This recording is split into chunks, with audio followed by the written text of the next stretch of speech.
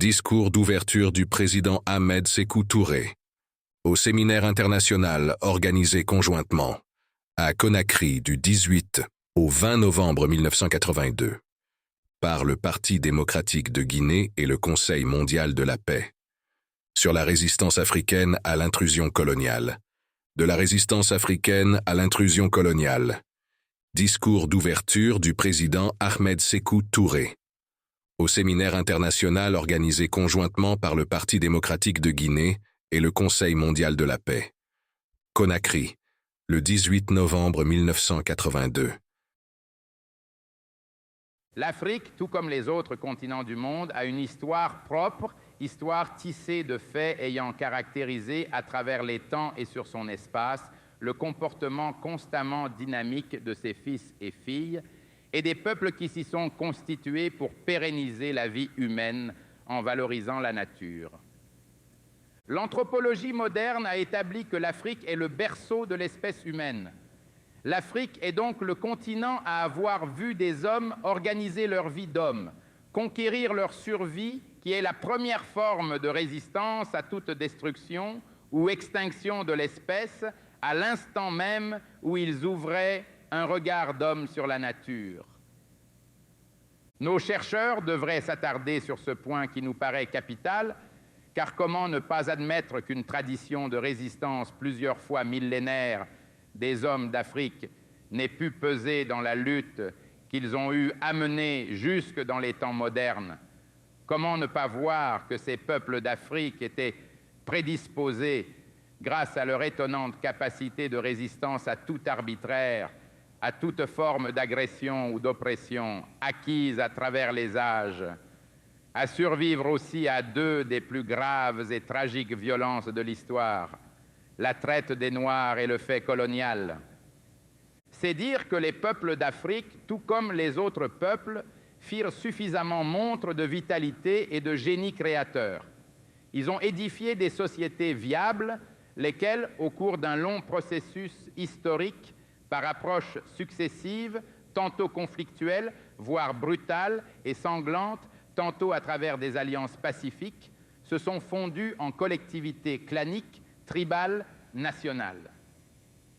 Les peuples d'Afrique, nos peuples, ont usé de leur intelligence et de toutes leurs facultés physiques et morales pour agir sans cesse et efficacement sur la nature qu'ils ont continuellement transformée en vue de satisfaire leurs besoins et d'améliorer sans cesse les conditions de leur existence. Nos peuples, tout comme les autres peuples, ont donc assuré de façon autonome leur vie matérielle, leur vie sociale, culturelle, spirituelle. Ils ont créé les moyens intellectuels et mis en œuvre des pratiques de communication, communication des idées, communication des moyens. Ils ont créé des langues de culture, fait des œuvres, des ouvrages d'art, des échanges économiques, créé et utilisé la technique et la technologie appropriées à leurs activités et à leurs moyens de production. Ils ont déterminé et organisé le mode de comportement, la discipline interne à chaque société, avec la hiérarchie des valeurs fondant cette société, l'éthique et l'esthétique. Ils ont édifié des infrastructures matérielles, élaboré les règles régissant le comportement des hommes, bref, le mode d'existence en commun des hommes, les règles de justice en vue d'assurer la sécurité et l'harmonie sociale. Ces règles d'administration des biens collectifs de la famille, du clan, de la tribu ou de la nation, ces normes de comportement ou de conduite sont des caractéristiques évidentes de l'existence d'une conscience africaine, d'une culture africaine, d'une civilisation africaine. Les peuples d'Afrique, au cours de nombreux millénaires, ont donc évolué dans un cadre d'indépendance totale par rapport aux peuples habitant d'autres continents, lesquels ont eux aussi, par leur action propre, réalisé leur société, développé leur patrimoine matériel et immatériel. Pour avoir réalisé à un moment de leur histoire des conquêtes scientifiques et techniques plus avancées dans un certain nombre de domaines, dont celui de la destruction, des nations d'autres continents ont pu imposer aux nations africaines leur influence, d'abord par des contacts que permirent la pratique naissante de la navigation, celle du commerce de troc, et ensuite par la domination en raison justement de la supériorité de la force matérielle dont disposaient les envahisseurs européens. L'Afrique précoloniale, qui connaissait une évolution verticale et qui exerçait sa souveraineté sur ses propres affaires, a eu à subir la volonté des puissances étrangères qui se sont imposées par la force matérielle en piétinant les droits légitimes de nos peuples à vivre libres et dignes sur le sol de leur continent. Mais pour avoir pu vivre une vie sans référence à des valeurs externes, pour avoir organisé son existence sur des bases qui lui sont propres, durant des millénaires, l'Afrique ne pouvait pas s'agenouiller devant des intrusionnistes. Elle ne pouvait que recourir aux ressources qui lui ont permis de faire son histoire au lieu de baisser les armes devant des envahisseurs mus par l'instinct de gain. Ainsi, c'est la volonté d'être l'expression authentique de soi-même qui donna lieu, dans tous les pays africains, à la résistance au fait colonial, c'est-à-dire à l'opposition consciemment résolue à toute domination étrangère. Parler de la résistance africaine, c'est situer le comportement résolu de nos peuples face à toute atteinte à leur personnalité, à toute violence perpétrée contre leur souveraineté et à toute pratique tendant à rendre l'Africain irresponsable et indigne dans son existence. Parler de la résistance africaine, c'est également camper les peuples d'Afrique dans leur combat en vue d'assumer pleinement leur propre identité et d'assurer la sauvegarde et le développement continu de leur patrimoine, de tout leur patrimoine matériel et immatériel. Parler de la résistance africaine, c'est enfin faire prendre en charge par nos peuples la légitimité des aspirations de nos peuples à exercer efficacement leurs responsabilités historiques et celle de leur volonté d'être et de devenir en fonction de leurs choix exclusifs. La résistance à l'oppression est la concrétisation de la volonté d'un peuple d'exercer, par tous les moyens, son droit imprescriptible à l'insurrection contre l'arbitraire, la tyrannie, la servitude et la misère. C'est dire que toutes les époques historiques ont connu ce drame et le connaîtront encore tant qu'une puissance, un système de force ou un groupe d'hommes s'arrogera le droit d'imposer sa loi au sein d'une société nationale consciente et responsable ou sur tout un peuple conscient et résolu à défendre sa souveraineté et sa dignité. Tout pouvoir qui viole le droit de l'homme et du peuple à vivre dans la dignité est une usurpation, car jamais un peuple ne se défait consciemment de cette faculté ou de cette force qu'il est le seul à posséder, la force de garantir la pérennité de son système social et politique en le revêtant du sceau de sa légitimité et de sa légalité. En parlant de la résistance africaine, loin de nous l'idée d'enlever son caractère universel à un phénomène en limitant géographiquement ses manifestations. Mais nous estimons que dans le cas de l'Afrique, la résistance a pris un caractère qui la singularise sous plusieurs aspects, dont le principal est la soumission violente de ces populations aux pratiques les plus abjectes de l'histoire de l'homme. D'abord, la traite faisant de l'homme noir une matière première, le bois d'ébène, un simple objet de commerce, et son aboutissement historique, le dépeuplement de l'Afrique, qui a perdu quelques 2/3 de sa population active.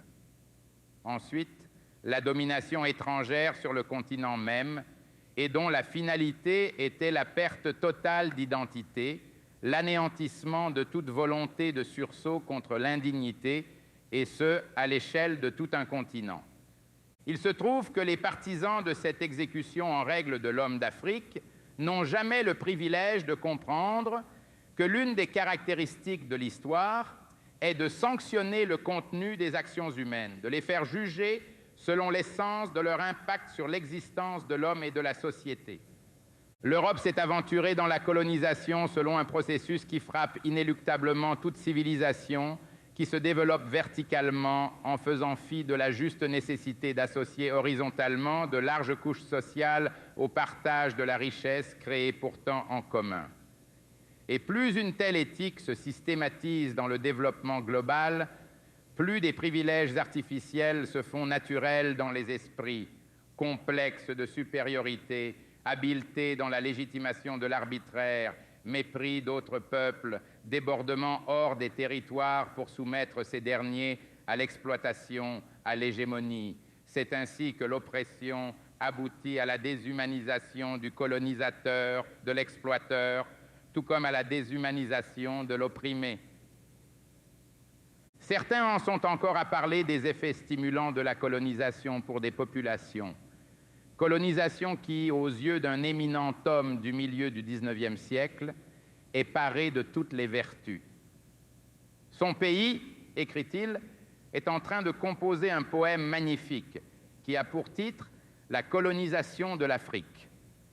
Son pays a recours à la guerre uniquement dans la mesure où elle est nécessaire à la civilisation, poursuit-il. Ce qui rassure son pays, c'est de savoir qu'il porte dans sa main la lumière et la liberté. Son pays, c'est que, pour un peuple sauvage, être occupé, c'est commencer à être libre. Que pour une cité de barbares, être brutalisé, c'est le début des Lumières. Que pour son pays, faire la guerre, envahir les territoires, bombarder les fortifications n'est pas important s'il fait taire ses fusils avec des livres. Mesdames et messieurs, chers frères, vous avez entendu lumière et liberté pour un peuple sauvage, incendie de cités de barbares comme début des Lumières, envahissement de territoires, mariage des fusils et des livres. Alors, vous conviendrez avec nous qu'il est significatif que la tenue de ce séminaire sur la résistance africaine coïncide avec le 13e Festival national des arts et de la culture en Guinée. C'est que la résistance à la subjugation est aussi une manifestation culturelle et qu'un tel traitement de la condition humaine ne peut que déclencher une résistance d'autant plus farouche qu'il concerne les hommes conscients du fait que leurs peuples n'ont jamais été privés de liberté des siècles durant, peuples allant jusqu'à ignorer l'existence de civilisations d'envahisseurs. Nous disons depuis près de 15 ans que l'histoire nous enseigne assez clairement que tout élément de progrès, qu'il soit technique, scientifique, social ou culturel, n'a de réelle valeur humaine que si son influence sert l'ensemble de la société universelle et constitue un moyen honnête d'évolution. Mais les fusils et les livres dont nous venons de parler étaient identiques aux premiers wharfs de Gorée, des îles de Luz, de Conakry, des débarcadères de Bokeh, de Benti, de Dubreka, de Bassam, de Elmina, édifiés pour faciliter la traite des esclaves et qui appelaient nécessairement à l'exercice du droit à la résistance, à l'humiliation, à la domination étrangère, à l'oppression et à l'indignité.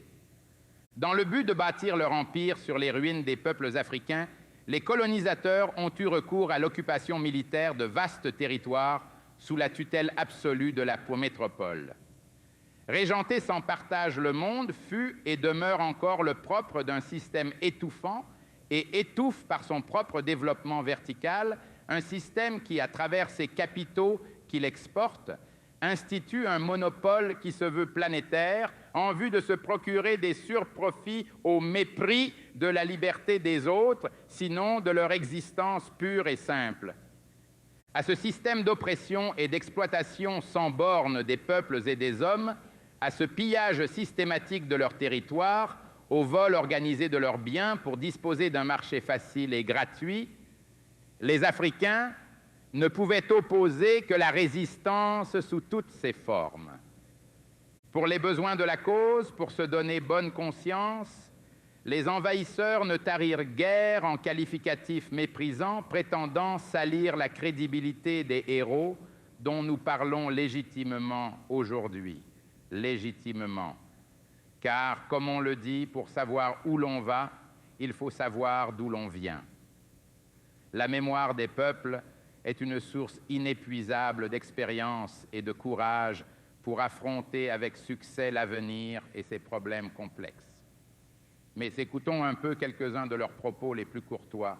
Abdelkader d'Algérie, berbère insolent et têtu, El Hadj Oumar Tall, marabout fanatique et turbulent, Behanzine du Dahomey, un barbare buveur de sang humain, le Mahdi du Soudan, jeu de mots sur son nom, Mad Maoula, le chef enragé, Almami Samori Touré, roitelet sanguinaire et vendeur d'esclaves. Et nous en passons en fait d'injures ordurières et d'étiquettes collées à nos résistants par ceux qui, avec cynisme, avaient dépecé l'Afrique comme un gibier à la triste conférence de Berlin en 1884-1885. Mais nos héros de la résistance à l'occupation coloniale ne pouvaient être injuriés que par les âmes viles. À un moment opportun de l'histoire, ils se sont donné la volonté et le courage de dire catégoriquement non aux diktats de l'étranger, non à l'opprobre, non au carcan de l'esclavage, non à la soumission à un ordre immonde. Et pour affirmer sa volonté de n'accepter aucun compromis avec les ennemis de son peuple, l'Almami Samori Touré avait eu raison de dire, comme le rapporte l'un de nos historiens, nous le citons, « Quand un homme ne veut pas, il dit non catégoriquement et sans équivoque. » Un recul suffisant dans le passé pour en cerner les mobiles politiques, les motivations idéologiques et les ressorts moraux qui ont mu des hommes dans le sentier de la lutte à outrance pour la dignité et la liberté, permet une aperception solide de la complexité inévitable des questions de l'avenir. L'Almami Samori Touré, dont l'Empire est l'un des sous-thèmes du présent séminaire international sur la résistance africaine à l'intrusion coloniale, l'Almami Samori Touré, disons-nous, fut l'un des plus grands résistants à l'invasion coloniale française en Afrique. Il commença sa vie dans le commerce de produits végétaux et du bétail, dans le cadre d'une tradition familiale, son père ayant exercé les mêmes activités. C'est la capture de sa mère bien-aimée par les troupes des Cissé qui incita cet homme à s'enrôler dans les mêmes troupes pour obtenir la libération de sa mère. Il fit montre de qualités militaires exceptionnelles, de courage indomptable et de ferme détermination dans le combat et devint ainsi progressivement influent. Incarnant de nobles aspirations à l'unité politique des villages de sa tribu, il constitue une troupe autonome pour se doter d'un domaine qu'il agrandit au fur et à mesure de ses conquêtes. Il était un diplomate averti, un véritable stratège dans la définition d'une ligne de conduite et un tacticien habile dont le coup d'œil sur le contexte environnant lui permettait de prendre immédiatement les décisions les plus justes.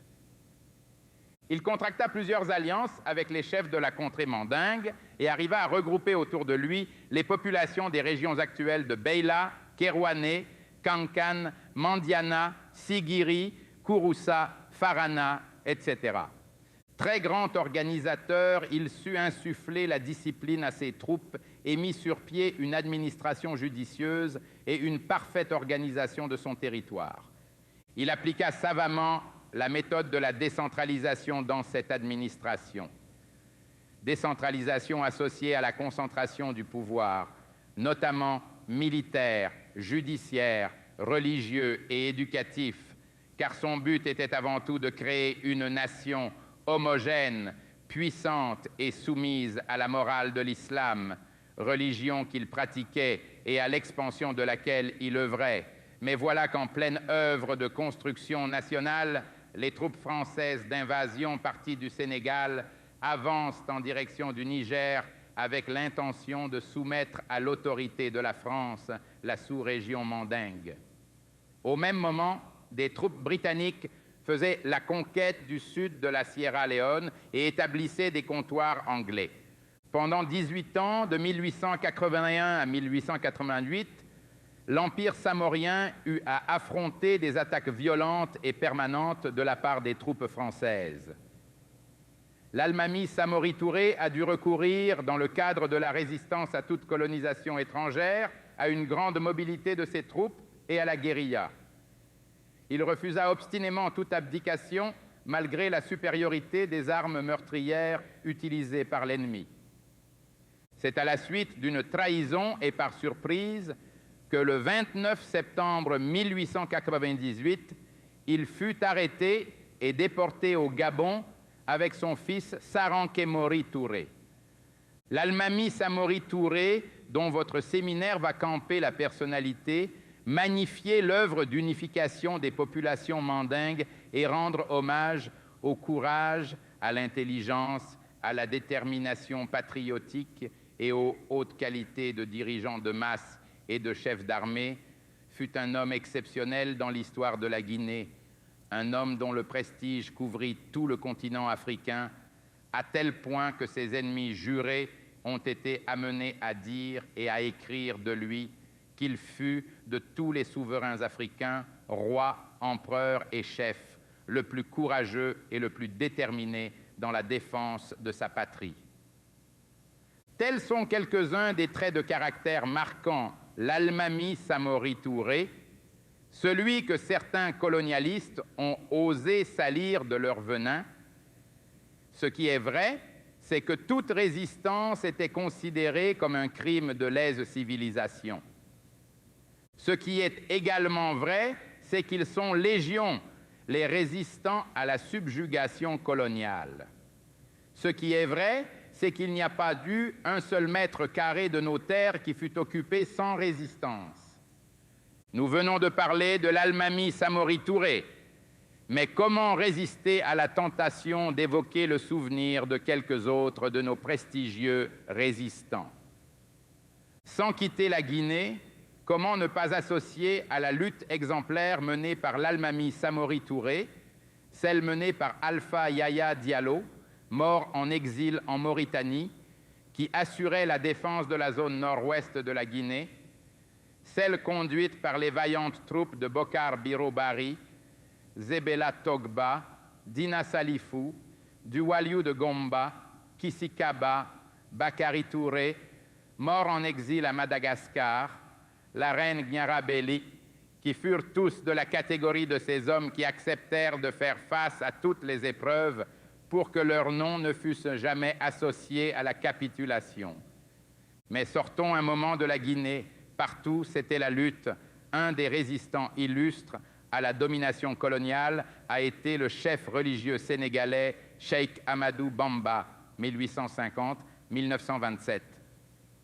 Cheikh Amadou Bamba, sur le plan spirituel, a été l'un des grands chefs des populations musulmanes du Sénégal. Il fut le fondateur du mouvement religieux qui s'appelle le mouridisme. Cheikh Amadou Bamba dispensa une éducation musulmane et enseigna la morale islamique dans son double fondement individuel et social. Le travail comme obligation de l'homme, la justice comme base de l'harmonie sociale, la tolérance, la bienséance et la générosité comme qualité du fidèle religieux furent la base privilégiée de l'éducation populaire qu'il diffusa sans restriction. Ce fervent musulman, considéré par l'administration coloniale comme un danger pour sa pérennité, fut arrêté arbitrairement et déporté au Gabon, où il trouva celui qu'il considéra à juste titre comme son ami, son compagnon de route, et avec lequel il partagea la lourde mission d'islamisation dans la sous-région occidentale de notre continent, l'Almami Samori Touré. Le destin l'amena à assister à la disparition physique de ce grand ami, et c'est lui qui dirigea la prière sur son corps avant son inhumation dans la terre de l'île Njolé. Cheikh Amadou Bamba, cet ascète musulman, y fut lui aussi coupé de son peuple et du monde pendant un exil qui dura 7 ans, 7 mois et 7 jours. Libéré en 1902, après la mort de l'Almami Samori Touré, il revient au Sénégal. Les autorités coloniales commandant le cercle de Thiès tentèrent vainement d'obtenir de lui le renoncement à ses activités religieuses et essayèrent, par de fausses accusations d'enlèvement d'enfants, de remettre la main sur lui. La grande popularité de ce saint homme qui incarnait le martyre de l'islam obligea le pouvoir colonial à renoncer à cette tentative de crime et à l'entourer de respect et de considération pour éviter le soulèvement des populations sénégalaises. La résistance du peuple sénégalais à l'intrusion coloniale fut en fait incarné par plusieurs grandes figures. Ceci en raison du fait que le Sénégal, sur la façade de l'Atlantique ouest africaine, a servi de point de départ des troupes coloniales françaises vers l'interland africain. Il faut mentionner ici les glorieuses pages écrites au prix de leur sang par les résistants comme Lat Dior Diop, 1842-1886, qui se comparait lui-même à un arc qu'on ne cesse de ployer sans le rompre. C'était un preux, un homme libre qui aimait à dire « Je veux vivre digne et généreux ». Avisé, Lat Dior comprit bien les préoccupations économiques des envahisseurs. La voie ferrée Dakar-Saint-Louis était pour lui le chemin de transport des troupes ennemies. C'est malgré sa volonté que les Français le construisirent. À côté de lui, il y a Lamine Dramé, Alboury Ndiaye qui ont tenu la dragée haute aux envahisseurs français. À l'heure où des divisions nous guettent, songeons un peu à la valeur des alliances que Lat Dior et Alboury Ndiaye tissèrent pour les besoins de la défense de leur sol. Lat Dior Ahmadou Sékou, Lat Dior Alboury, Alboury Ahmadou Sékou. Au Mali, ce fut Babemba qui s'opposa aux Français. Et quand l'artillerie française eut raison de sa forteresse de Sikasso, il préféra se suicider plutôt que de se rendre. C'était le 1er mai 1898. En Sierra Leone, la reine Mama Yoko a écrit pour la postérité une page vibrante de vaillance dans sa farouche résistance aux troupes d'invasion britanniques. En Haute-Volta, le vaillant Naba Wogbo, Ier, affronta la colonne des lieutenants Voulet et Chanoine le 1er septembre 1896. Au Dahomey, c'était Béhanzine qui, dans l'adversité, dans l'infortune des armes contre les troupes coloniales françaises incomparablement mieux équipées, disait déjà « La défaite n'est dans l'histoire qu'un insuccès si le courage dans le combat lègue au continuateur la détermination de poursuivre la lutte jusqu'à la victoire. » Il faut préserver la vie de ceux qui restent, car nous savons qu'après des générations, qu'après des temps de soumission, d'humiliation et d'oubli, le pays sera rétabli, debout, parce que les hommes auront tenu à l'abri ce qui doit l'être. En Tunisie, Ali Pacha, 1740-1756, et Hamouda Bey, 1782-1814, ont fait preuve de détermination farouche dans la défense de leur patrie. Comme on le voit, au vrai, nos peuples n'ont jamais accepté la subjugation. En Afrique centrale, le royaume du Congo, qui s'étendait de part et d'autre du fleuve Congo et qui regroupait les républiques actuelles du Zaïre, du Congo et de l'Angola, illustre ce fait. L'opposition aux troupes d'invasion coloniale européennes va s'y manifester, non seulement dans les sociétés secrètes, à caractère laïque ou non, mais encore dans de grands mouvements religieux constitués à partir de missions chrétiennes ou calqués sur elles, les mouvements messianiques. On y assista à des réactions totales aux conditions politiques, à la nature inégale des rapports sociaux et à une action missionnaire qui se compromettait avec le dessein colonial. Ces mouvements, essentiellement politiques, traduisaient également le besoin alors ressenti par les Africains de se doter d'une religion qui leur fût propre. Nous pouvons citer Anna Nzinga, 1623-1663, Chimpa Villa alias Dona Beatrice, 1702, Simon Kibangu, 1889-1951, Matsina, 1889-1942, où que nous nous tournions en Afrique, c'est d'illustres figures de résistants que nous rencontrons. Au Tanganyika, la résistance l'intrusion allemande fut dirigée par Mkwawa, 1891-1898. Se sentant à bout de force, il se donna la mort, la préférant à la servitude. Au Ghana, le symbole de la résistance à la pénétration coloniale fut la reine Yu Asantewa. Elle fut exilée aux Seychelles avec toute sa famille. Au Soudan, Mohamed Ahmed Abdallah s'est révélé comme un saint homme qui annonça, pour mettre fin aux injustices et aux exactions européennes, qu'il était le Mahdi attendu à la fin des temps pour instaurer le règne de la justice. Il engagea dès lors la lutte de libération de son pays contre le joug européen. Son éclatante victoire de 1881 électrisa les masses populaires et grossit rapidement ses forces. Mohamed Ahmed Abdallah passa à l'offensive et brisa les troupes allemandes, anglaises et italiennes. Bientôt, une sainte alliance colonialiste naquit pour mettre fin à cette flambée d'exploits patriotiques qui menaçait profondément dans toute la sous-région les intérêts européens conjugués. À la même époque, en Éthiopie voisine, Ménélik II, 1889-1913, considéré à juste titre comme une des plus grandes figures du XIXe siècle africain, avait profondément compris le cours de l'histoire. Il pensait tout en termes de progrès pour l'Éthiopie. Il est le père de la modernisation du plus vieux royaume du continent. Il abolit l'esclavage, décida l'enseignement obligatoire. Mais surtout, il mena une rude lutte de résistance avec une troupe forte de 70 000 hommes, puissamment armés et frémissant de patriotisme contre les troupes d'intrusion coloniale de 3 puissances européennes, l'Italie, l'Angleterre et la France. Il affirmait, mu par une volonté ferme, « Je ne regarderai pas les bras croisés les puissances arrivées d'outre-mer avec l'intention de partager l'Afrique. » Il infligera une cuisante défaite aux Italiens à Adoua. Cette victoire de Ménélik II retentit en Europe comme un coup de tonnerre dans un ciel serein et plaça l'Éthiopie sur la carte internationale. Si de l'Éthiopie de Ménélik II, nous sautons au Nigeria, nous y verrons que bien avant Ménélik II, Ousmane Dan Fodio, 1754-1817, honorait l'Afrique par sa terrible résistance au colonialisme anglais, et aussi parce que cet éminent savant fut également un saint dans le rite malékite. Grâce à sa piété et à son prestige personnel, Ousmane Dan Fodio entreprit de fonder un pouvoir juste et éclairé, basé sur les préceptes du Saint-Coran.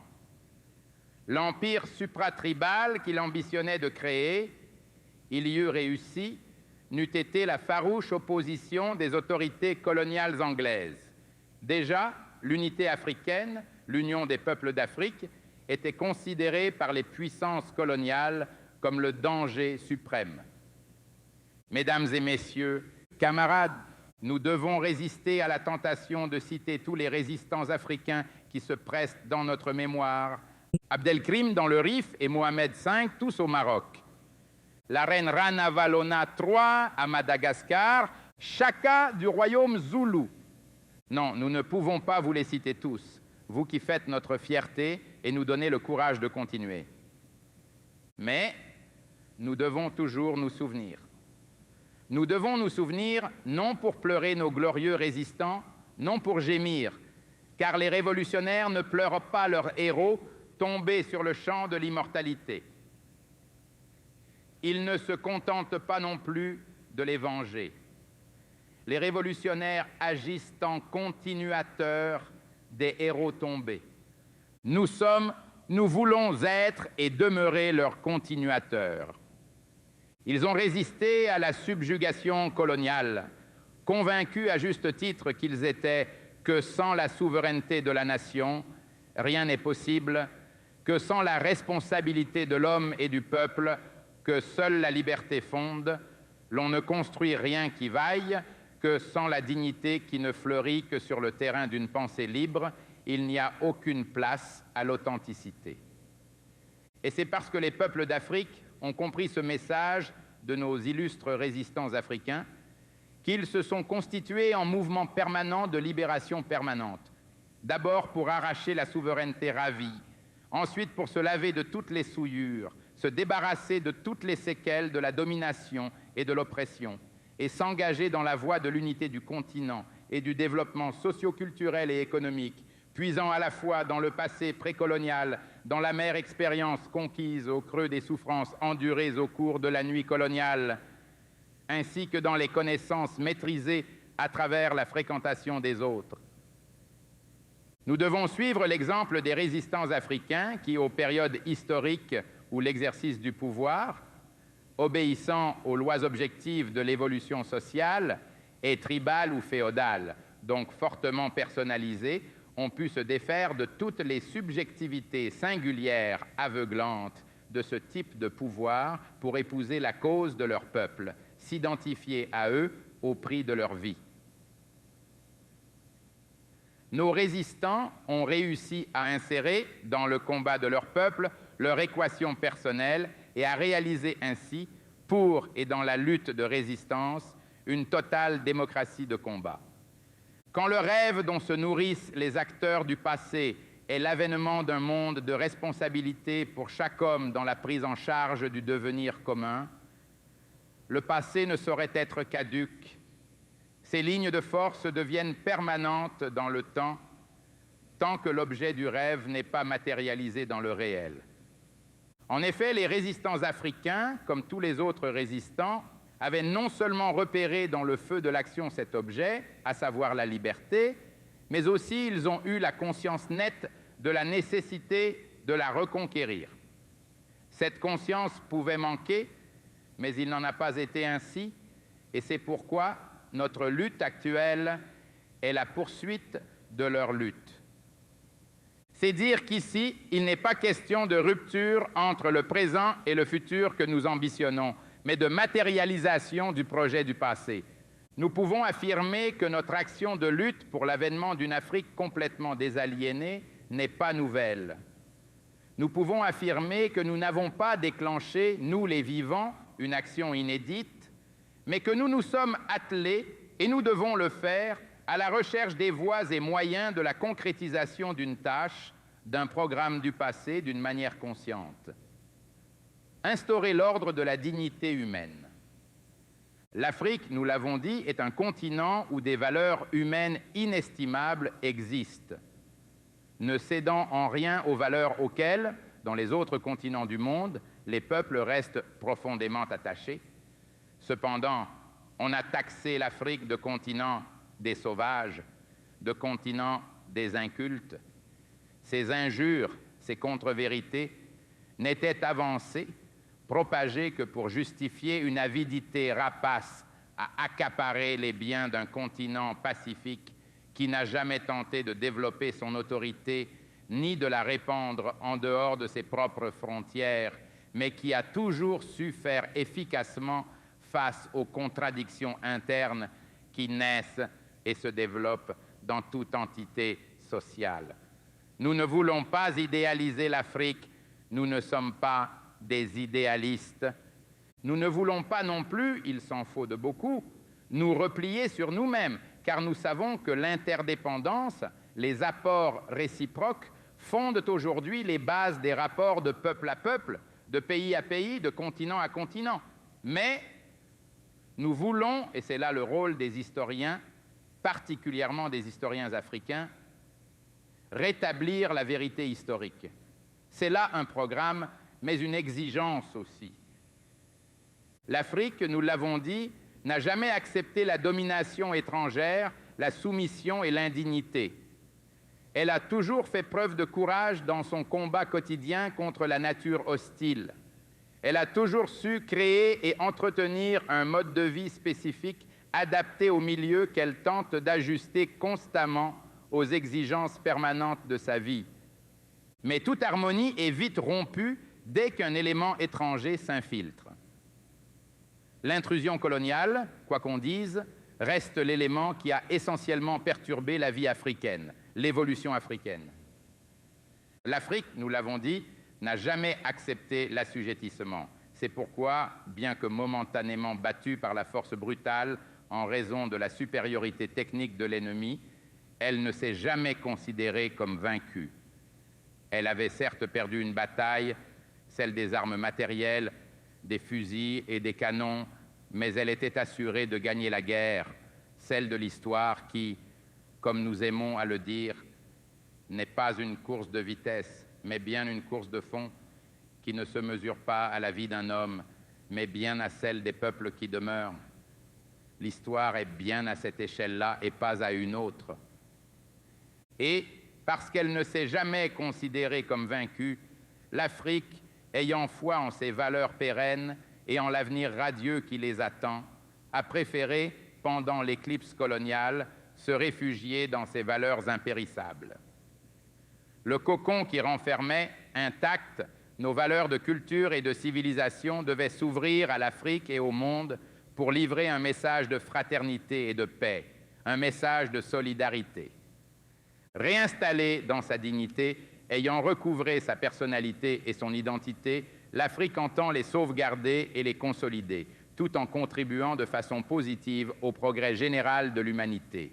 La résistance africaine à la pénétration coloniale, c'est là un fait que l'histoire atteste. Voici encore le RIF, symbole de la lutte pour l'indépendance.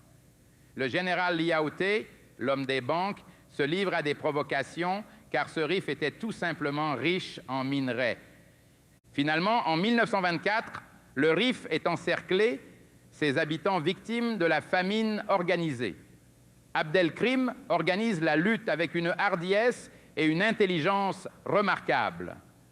Nous sommes, écrivit-il au Parlement français, accusés d'être des rebelles, mais nous combattons pour notre pays. Nous sommes accusés d'avoir choisi la guerre pour passe-temps, mais de telles calomnies ne supportent point l'examen. Nous proclamons notre désir de vivre en paix et de développer les ressources de notre pays pour le bénéfice de ses habitants. Un peuple qui fait de tels héros en fera toujours, chaque fois que les circonstances historiques l'imposent. Il produisit un Mohamed V qui donna aussi l'exemple de la ténacité aux pressions coloniales. Il avait conscience que la cause qu'il défendait n'était point celle d'un trône, mais celle d'un peuple fort de riches traditions de liberté. L'histoire devait récompenser sa résistance à toutes les sollicitations et son courage face à toutes les exactions. On parle de la résistance africaine à la pénétration coloniale, mais toujours sous l'angle des différences de technologie militaire. Ces différences sont un fait que l'histoire atteste. On a unilatéralement mis l'accent sur la résistance armée, on a donné généralement vu le phénomène sous l'angle des armes, des combats livres. On l'a généralement très peu abordé sous l'angle de la culture. Or, la culture est le fondement même, la raison essentielle, l'origine, l'explication, la justification de la lutte armée contre la pénétration coloniale, ou, si celle-ci s'est déjà accomplie, pour bouter les envahisseurs hors du territoire illégalement occupé. C'est parce que nos peuples ont su conserver intactes nos cultures avec leurs multiples faces et diverses expressions qu'aujourd'hui, alors que nous avons accédé à l'indépendance et à la souveraineté totale, nous pouvons faire montre de dignité, de personnalité. C'est angle à cette culture que nous nous prévalons de notre identité. Or, il a fallu que tout le peuple conserve sa culture pour qu'aujourd'hui nous parlions de retour aux sources. Si, sur le plan de la résistance armée, on peut parler de l'organisation d'une armée, de stratégie globale et de tactique appropriée, d'un chef de guerre, d'un héros, même si l'ensemble de l'action est toujours menée par le peuple. Par contre, sur le plan de la culture, vous n'avez pas de héros, vous n'avez pas de chef.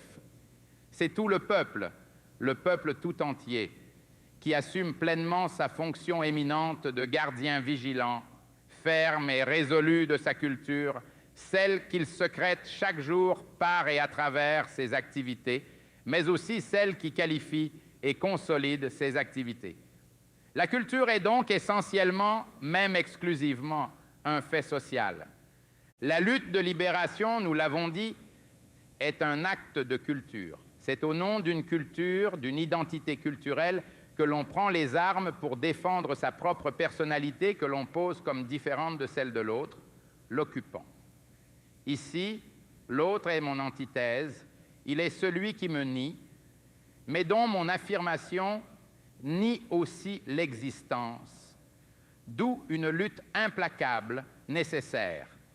Cette lutte, découlant de la résistance à la pression de l'occupant qui veut m'anéantir dans mon existence et dans mon être, peut revêtir et revêt effectivement plusieurs formes ayant toutes le même ressort, la sauvegarde de la personnalité et le même objectif, l'affirmation de l'identité culturelle. Elle peut revêtir en effet la forme de la lutte armée, c'est le cas de certains pays africains qui n'avaient eu d'autre choix que cette voie. Elle peut revêtir la forme de la lutte politique, l'organisation du peuple, son éducation politique et idéologique, sa mobilisation permanente autour de la défense de son indépendance, conduisant ainsi chaque jour le colonisateur à être en contradiction flagrante avec lui-même et à faire éclater cette contradiction au grand jour. Ce qu'il clame haut n'est pas ce qu'il pratique. Il voudra alors, face au monde, prouver que ce qu'il dit est ce qu'il fait. Le coup part, il ne peut plus être rattrapé. Ce fut le cas du référendum gaulliste de 1958 en Guinée.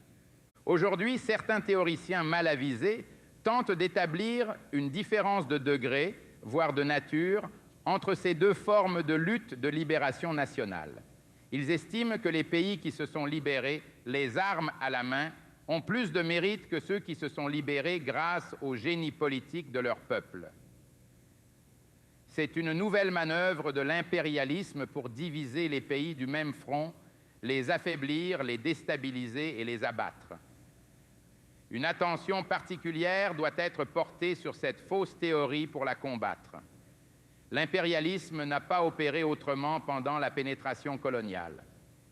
Il a eu à flatter certains, à menacer d'autres, en les opposant constamment les uns aux autres pour qu'ils s'affaiblissent réciproquement avant de devenir ses proies faciles.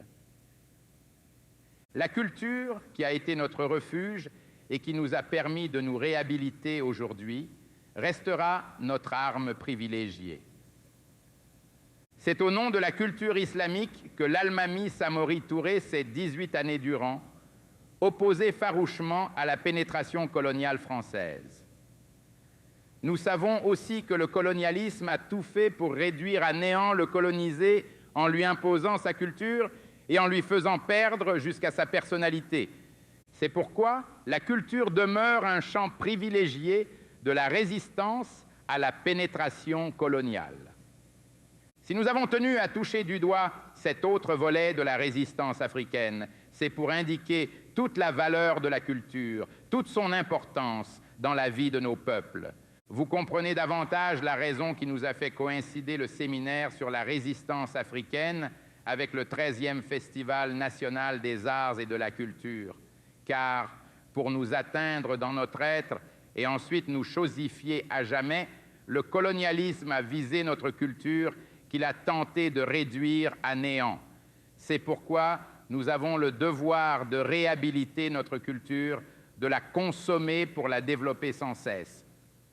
Cependant, il ne s'agit pas d'une culture fossilisée, mais d'une culture vivante, dynamique, où l'autre n'est plus l'opposé, mais le complément.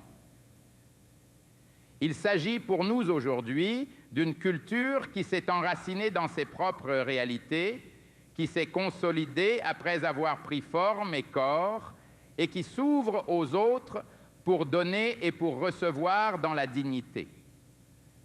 C'est de tout cela qu'est riche le généreux message que véhicule l'héroïque lutte de résistance qu'ont menée nos illustres résistants africains.